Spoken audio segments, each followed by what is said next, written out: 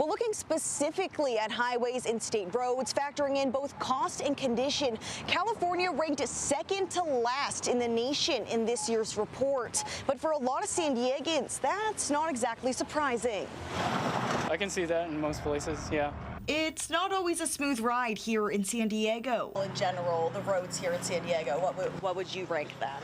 Well, 0 to 10, probably like a 1 and kind of pretty bad. Out of a scale of 50, California ranked 49th in the Reason Foundation's annual highway report. The reason is California doesn't do much right. The costs of the roadway system are very high and the overall quality is not very good. Baruch Feigenbaum is an author of the study. He looked at the condition of state roadway systems in 13 categories using data from 2023.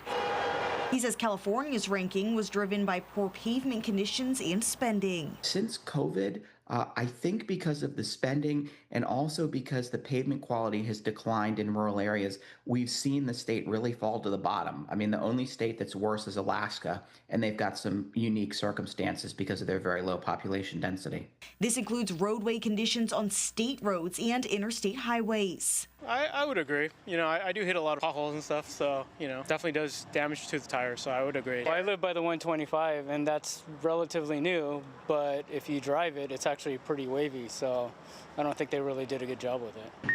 Another issue is cost effectiveness, including how money is spent on maintenance and projects. Obviously, you have to keep the infrastructure up to a certain level, for sure. But I think it's just to keep pumping money into roads is not really a long-term solution.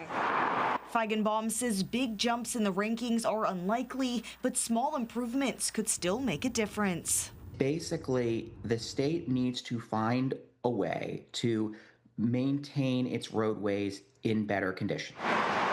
Alex Lai, News 8. And the study also found that California drivers spend nearly 50 hours a year stuck in traffic congestion. Obviously, that's pretty big up in LA and San Francisco, but sometimes it gets backed up here too.